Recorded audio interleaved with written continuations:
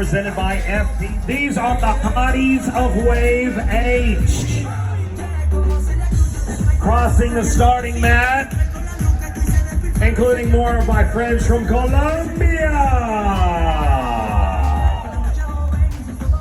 18,000 people from 70 countries in all 50 states taking part in the 2024 Lifetime Miami Marathon and Half Marathon.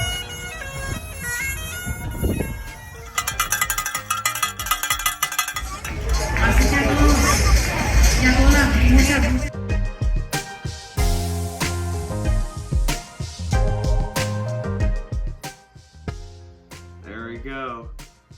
So, the Miami Marathon, man. All I can say about the marathon is that things didn't go as well as I'd like, but I finished and the atmosphere was incredible.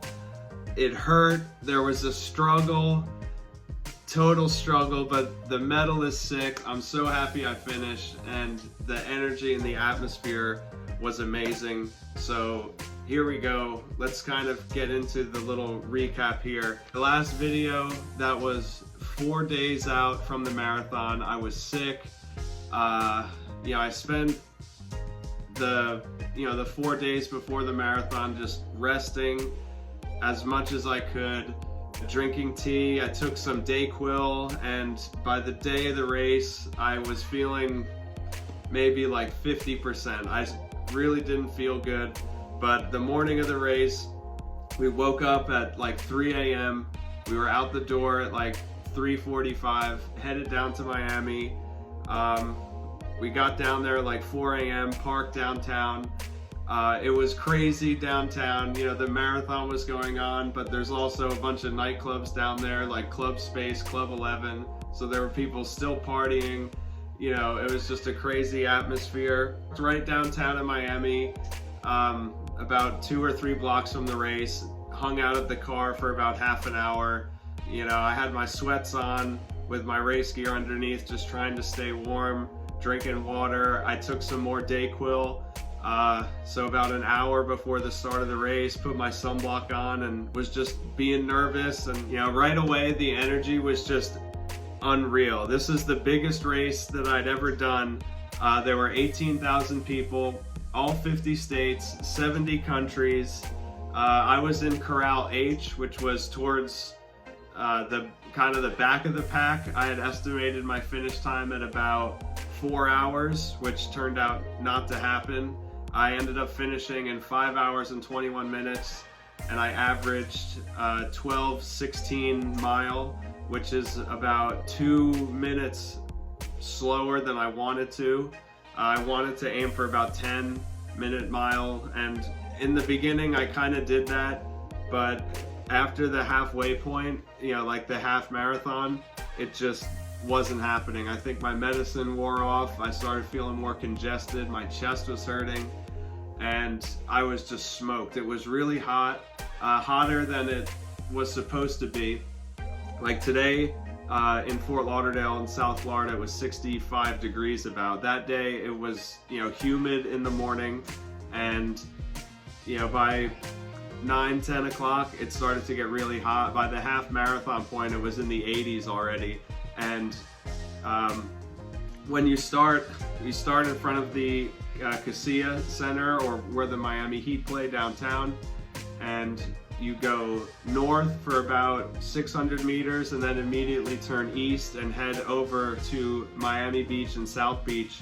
I really had to pee, but I held it until South Beach, just to kind of get through the pack a little bit. It was really crowded at the start, which was kind of awesome because you got to see everybody and kind of hype people up. But it started to thin out around mile 10, which is when it started to get real hot.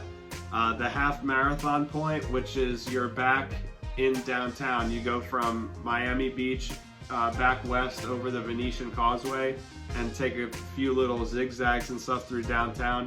Around that half marathon point, I was seriously considering quitting and dropping out. I'm really glad that I didn't. It helped that my girlfriend was there at the end, and we both had woken up super early and she drove me down. So That definitely helped keep me going, but I was really having a hard time. Just not feeling good.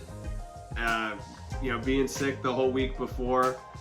And at this point, we're back downtown. We're heading over into Brickell. This part was definitely the toughest part of the race for me.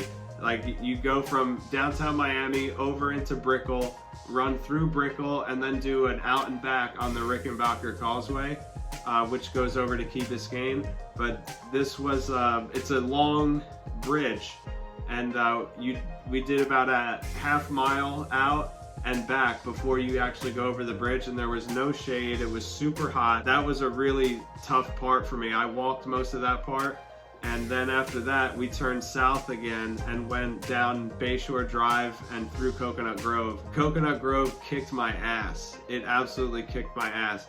It felt like it took forever. The turn off the Rickenbacker Causeway was about a 3 mile straightaway, which just seemed endless, and the sun was blazing down from the east, which was on my left side, and I was struggling.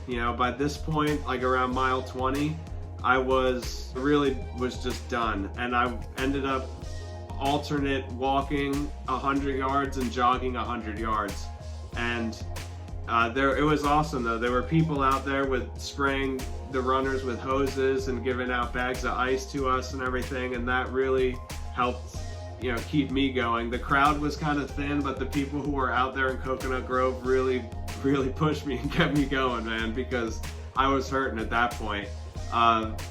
The last part of Coconut Grove was about mile 23, and there was this guy who's like, right around the corner is mile 23. From there, it's only a 5K. And I was like, all right, that's it. Like, it's in the bag. I just had to suck it up and finish. And let me tell you, that last 5K was tough. It was really tough. We finished going through Coconut Grove and then headed back into downtown. And then the crowd kind of picked up from being sick, and one of the things I learned was that I need to incorporate more long runs, like in the 15 to 20 mile range, at least every week or every other week, to really push through it. And I think being sick combined with probably not enough of the long run training kind of kicked my ass at the end. But going back through downtown, mile 24, 25, I know I'm close, and I was just really gutting it out.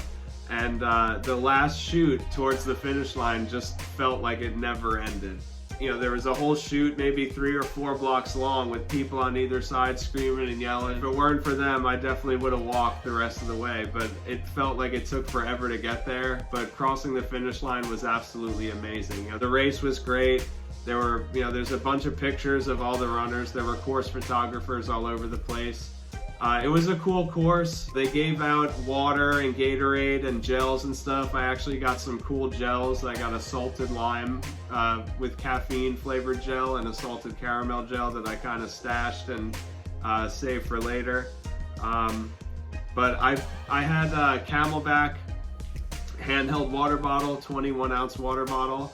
So I think it's right up there. Just drank that, a couple cups of Gatorade throughout the race, and especially in the beginning of the race, having that water bottle really helped, because the first 5 or 6 miles, the aid stations were just smacked, and there were just tons of people at them, and I could kind of just blow by them.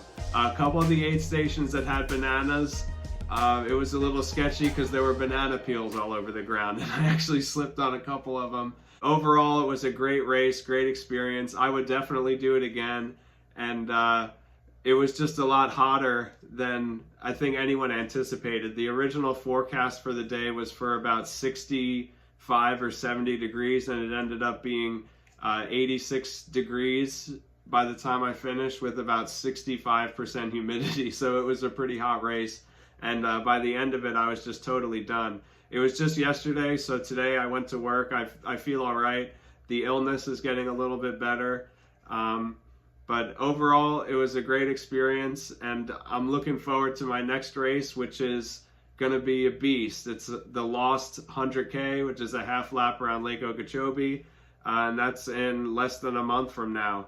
So, if I can keep the pace that I did for the marathon, then I'll be all right. And I definitely learned a lot about what I need. I need to get different running shoes and really just dial in my pre-race nutrition. And before that race, I'm definitely going to get in at least one 50K long run.